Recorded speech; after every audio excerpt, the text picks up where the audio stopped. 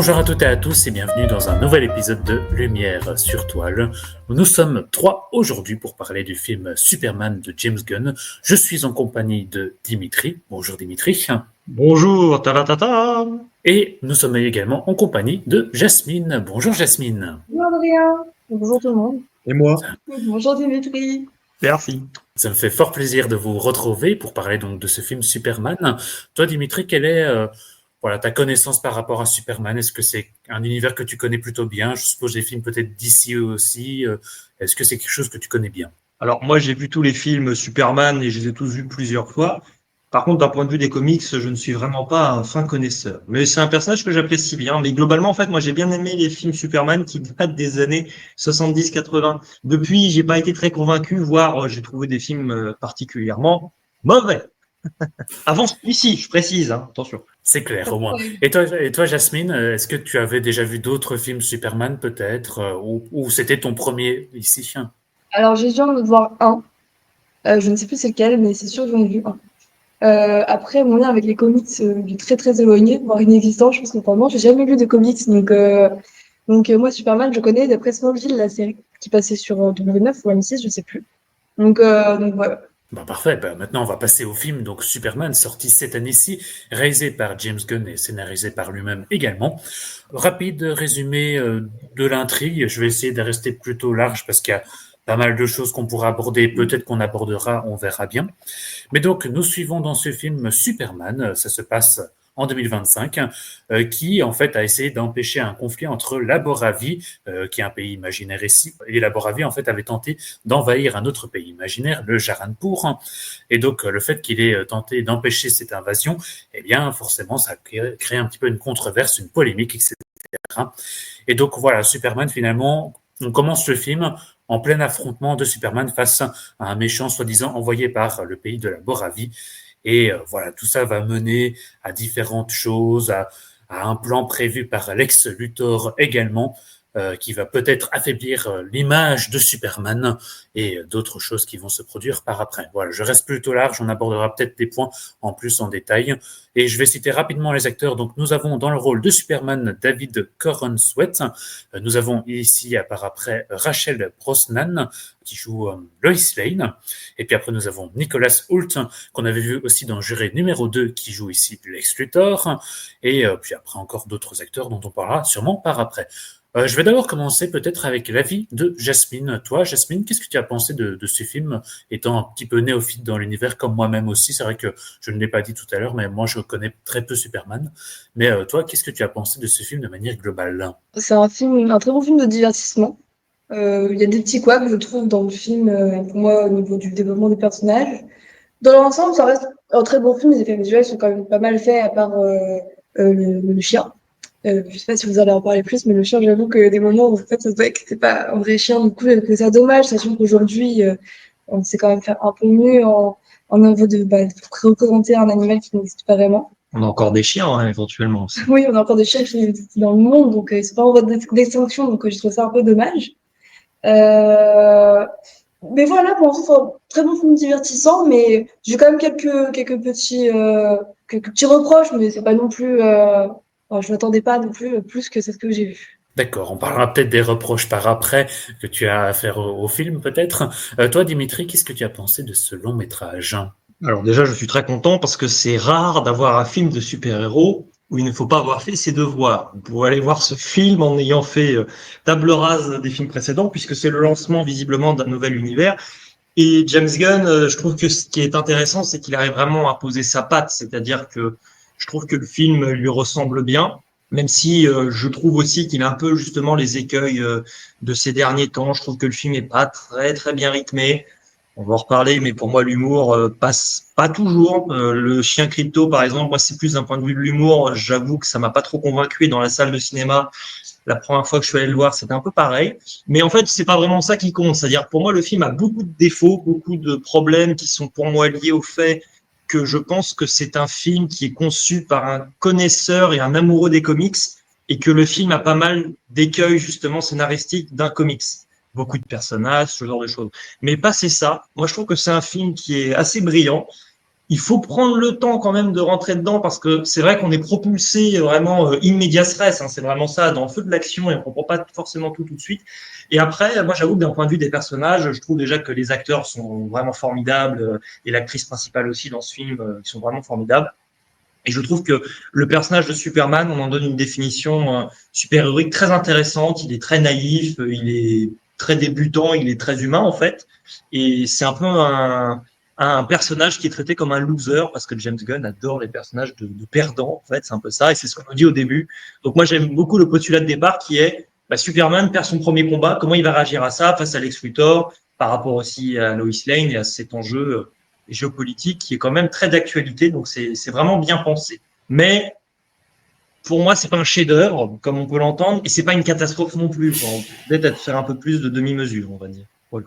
Et nous avons également reçu l'avis express d'Anissa que je me permets de vous partager ici. Elle n'a pas pu être là aujourd'hui, mais voilà, voici son avis en quelques petites minutes également. Alors, pour moi, ce nouveau film Superman, déjà, il n'était pas attendu, il n'était pas nécessaire. Au début, en tout cas, c'est ce que je me disais. Je pensais que c'était vraiment pas nécessaire, qu'on a eu déjà vraiment énormément d'acteurs qui ont incarné Superman, autant au cinéma que dans les séries animées et dans les séries tout court. Et donc, quand j'ai vu ce film, je me suis dit qu'au final, est-ce qu'il n'était pas un peu nécessaire ? Parce que c'est vraiment une autre manière de montrer Superman. C'est pas le même que Henry Cavill. C'est vraiment pas la même chose. Henry Cavill, il est vraiment là pour en découdre. En fait, il se bat, mais on dirait qu'il s'en fiche des gens. Alors que là, le Superman de David Corenswet, il est beaucoup plus impliqué, il est là pour tout le monde, il va sauver n'importe qui en fait, à n'importe quelle heure. Et c'est ce côté implication qui fait du bien, je pense. Je trouve du coup que c'est très intéressant, et d'ailleurs personnellement je préfère un Superman comme ça que le Superman de Henry Cavill. Quant à Lex Luthor, j'étais très très très impatiente quand même, malgré la non-hype que j'avais pour le film, j'étais quand même contente de découvrir Lex Luthor. Pour moi, je pense que sincèrement c'est la meilleure représentation de Lex Luthor ever. Genre, on a du Lex Luthor énervé, il est motivé par son côté malsain, son obsession avec Superman. Il y a des scènes très stylées avec lui, il a très bien incarné. Le reste de l'équipe du Daily Planet est pas trop mal non plus. Lois, j'ai assez aimé honnêtement, parce que ça change un peu du truc de base où Lois Lane elle est représentée comme la demoiselle un peu en détresse. C'est un peu le cas, même si on essaie de nous faire croire que oui, c'est une femme indépendante. Elle est journaliste, voilà. C'est notamment beaucoup le cas dans Man of Steel, que j'aime pas du tout. Là, pour le coup, elle est indépendante. Non, franchement, en fait, c'était cool de voir un film un petit peu politisé, parce que je rappelle que c'est quand même un film américain, production américaine, mais c'était déjà super cool de voir ça en 2025 à l'écran, en fait. C'est ça. Et moi, je vais donner rapidement mon avis aussi, mais c'est vrai que je trouve que c'est une belle porte d'entrée dans le monde des super-héros, parce que j'avoue que moi, je sais pas trop mon domaine. Je sais que Dimitri, toi, tu vois quasiment tous les Marvel aussi, enfin quasiment tout ce qui sort, hein. Tandis que moi, c'est un truc qui me passe un peu à côté. Et finalement, ça a été une belle surprise, je trouve, même si, comme tu l'as dit, le début est un peu compliqué, parce qu'on te balance beaucoup d'informations, même si on a un joli écriteau au début qui explique un peu tout l'univers machin. Mais voilà, on est un peu propulsé dans l'univers. En plus, après, il y a un combat, mais tu sais pas qui est trop le méchant, etc. Et en fait, c'est au bout, je pense, d'un quart d'heure, 20 minutes de film, où en fait, il y a Superman, donc Clark Kent, qui rencontre Lois Lane. Alors, qui commence à mener une interview ensemble. Tout doucement, en fait, on commence à comprendre le personnage donc de Superman, et puis surtout, on commence enfin à comprendre un petit peu les enjeux de qu'est-ce que la Boravie, qu'est-ce que le Jaranpur. Donc, ce qui fait que finalement, en fait, au fur et à mesure, on rentre dans le film et que on se laisse emporter dans cette histoire. Dans aussi, ça parle des racines aussi de Superman, de qui il est, de la différence aussi. Donc, ce qui fait que ça touche à plein de sujets, même si, comme Jasmine l'a dit et comme Dimitri, tu l'as dit aussi, il y a beaucoup de personnages, parce que bon, il y a Superman, il y a Lois Lane, il y a Lex Luthor, il y a le monstre créé par Lex Luthor, puis après, il y a aussi le personnage féminin qui a été créé, c'est une ancienne mercenaire qui a été boostée avec des trucs magnétiques, je sais plus quoi. Puis après, il y a le Justice Gang, Morphoman, un truc du genre. Donc bref, ce qui fait qu'il y a beaucoup de personnages. Et ce qui fait que voilà, c'est pas forcément évident à suivre. Et je trouve qu'au milieu du film, il y a un peu un ventre mou avant un final qui est beaucoup plus réussi et avec un petit peu d'émotion par ailleurs. Voilà. Je sais pas si vous voulez peut-être réagir à l'un ou l'autre point. Peut-être Dimitri qui hoche la tête, tu veux peut-être dire quelque chose. Ou Jasmine, ou peut-être Jasmine qui avait elle avait trouvé quelques défauts. Qu'est-ce que tu as trouvé comme défaut, Jasmine, justement? Alors, je suis plutôt d'accord avec vous sur tous les points. Il y a un autre point, personnellement, que j'ai pas trop aimé. C'est Lex Luthor. Je le trouvais très faible comme personnage, enfin, comme méchant, en fait. Enfin, si on arrive justement en étant, en ne connaissant pas Superman, perso, je le trouvais quand même plus intéressant dans Smallville. Enfin, je pense que les puristes vont détester Smallville à côté, mais on sait rien du tout ce que pensent les gens qui aiment bien les comics de Smallville. J'en ai aucune idée. Mais à côté, j'ai trouvé beaucoup plus intéressant et avec un passé plus profond et qui donnait vraiment, enfin, on comprenait pourquoi il était méchant, alors que là, il est juste méchant pour être méchant, enfin, pour gagner de l'argent. Je trouve ça un peu facile, quoi. Vraiment, le derrière, l'histoire derrière, elle est très facile, quoi. Donc, euh, donc ouais, c'est le seul point que je vais rajouter en plus de ce que vous avez déjà dit. Et après, j'ai quand même aimé ce film en tant que divertissement, mais c'est pas non plus un film brillant pour moi, en tout cas, comme le dit Dimitri. Pour moi, le personnage de Lex Luthor est extrêmement réussi. C'est-à-dire que bon, déjà, c'est un peu un condensé de Donald Trump et d'Elon Musk, ce qui est déjà assez. Enfin, c'est assez curieux. C'est ça, c'est un film, je trouve, qui est quand même bien d'actualité. Et non, moi, je trouve que le personnage est très intéressant. D'ailleurs, lors du final, après, bon, il explique un peu qui il est, et en même temps, on l'avait un peu compris. Mais c'est une sorte de grand gosse qui est dans un délire complètement mégalo, qui a des capacités intellectuelles absolument fantastiques et qui est obsédé en fait par Superman. Et moi, je trouve que dans cette obsession, justement, le personnage a une vraie instabilité. Moi, j'avoue que je l'ai trouvé super intéressant ce personnage. En plus, je trouve qu'il est brillamment incarné, il est sadique par moments, il est hyper vicieux et c'est intéressant de voir en fait un Superman qui lui est un peu le héros du cœur, on va dire, mais qui est pas très malin en fait. Il débute, il est pas très intelligent face justement au grand génie, on va dire, du crime qui a des ressources de folie, mais c'est ça, qui est en fait jaloux de la puissance physique de Superman et on a l'impression de voir deux enfants en fait qui se bagarrent dans une cour de récréation, sauf qu'il y a quand même il y a des enjeux derrière géopolitiques bien sûr, et puis on a en fait le personnage de Lois Lane qui pour moi ressort parce que de ce trio de personnages principaux, c'est le seul personnage véritablement adulte en fait là-dedans et mature et qui a la tête sur les épaules. Et ça, je trouve que de toute façon, son personnage à Lois Lane, c'est peut-être presque limite le personnage le plus réussi du film, quoi, quasiment, au regard des deux autres, je trouve. Oui, c'est ça, avec toute sa relation amoureuse aussi avec Superman, alias Clark Kent, qui est plutôt réussi, je trouve aussi. Mais j'aimerais qu'on parle aussi peut-être d'un autre point, c'est l'humour, hein, parce que il y a de l'humour forcément, puisque c'est James Gunn, le réalisateur de la trilogie des Gardiens de la Galaxie. Mais donc, il y a de l'humour dans ce film, et c'est un humour qui, je trouve, parfois marche, mais qui souvent rate son coche, et je pense que s'il y avait eu moins d'humour dans ce film-ci, par exemple, ça aurait été, je pense, une plus grande réussite. Je sais pas ce que vous en pensez peut-être. Je reviens peut-être du côté de Jasmine, mais moi je trouve que parfois il y a un surplus d'humour, alors que c'est un film qui pour moi pourrait être un petit peu plus sérieux et qui pourrait peut-être mieux se tenir. Franchement, je sais pas, parce que pour moi, les comics, c'est aussi un public c'est un ciné pour moi d'être un public assez jeune. Enfin, je dis primaire, mais plus au collège, etc. Donc, pour des collégiens, il y a sans doute des notions et des petits conflits qui vont leur passer à côté, mais dont l'humour pourrait convenir peut-être quand on n'a pas cette personne dans le podcast qui a cet âge-là. Mais, enfin, il y a aussi ce côté où, comme tu l'as dit, Dimitri, il il a l'air d'avoir adoré les comics. Et Ah, que, mais c'est un connaisseur de comics, c'est c'est ça. sûr. Et que du coup, bah, il a envie de reprendre le monde des comics et qu'il a envie de le transmettre aussi dans ses films. Et que c'est peut-être ça, c'est peut-être le côté nostalgique aussi de l'humour qu'on peut retrouver dans les comics.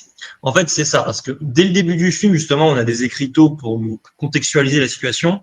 Pour moi, dès le début, on est dans un hommage aux comics. C'est-à-dire que souvent, si tu vas prendre un comics au hasard, que ce soit du côté de DC ou de Marvel, par exemple, tu vas prendre un comics, mais à moins de commencer vraiment la série, qui a peut-être des années et des années, mais au tout début, on va toujours te faire un peu un récapitulatif de ce qui s'est passé précédemment. Et en fait, pour moi, le film, c'est ça, c'est une sorte de comics un peu audiovisuel, avec les défauts que ça comporte.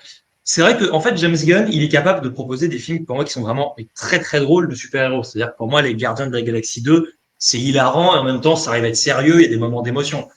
Et là, j'avoue qu'en fait, c'est peut-être la première fois que ça m'arrivait avec James Gunn, mais j'étais là en train de me dire, là où son film précédent, justement, je m'étais dit, ah, il y a peut-être pas assez d'humour. Là, je me suis dit, mais enlève-en, en fait. Enlève-en parce que ça rend pas le film nul, c'est pas ça, mais je pense que ça me dessert plus qu'autre chose.